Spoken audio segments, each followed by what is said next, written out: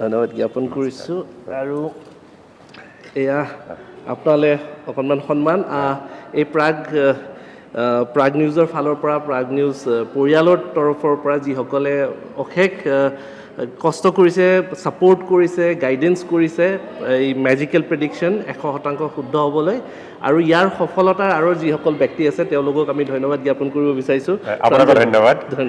আৰু মই এইখিনিতে কওঁ যে যাদু সম্ৰাট বিক্ৰমক লৈ আমি এটা শ্ব' কৰিছিলোঁ এটা ডিবেট এটা টক শ্ব'ত আহিছিলে নিৰ্বাচনৰ ফলাফলৰ পূৰ্বে আৰু তাত বিক্ৰমে কৈছিলে বহু কথা যে এতিয়া যাদুৰ যিটো পিটাৰা বুলি কয় যিটো বাকচ খুলিব তাত কি হ'ব কি নহ'ব আৰু সদায় যাদু সম্ৰাট বিক্ৰমৰ প্ৰেডিকশ্যন ইলেকশ্যন প্ৰেডিকশ্যনবিলাক সদায় সঁচা প্ৰমাণিত হৈ আহিছে আৰু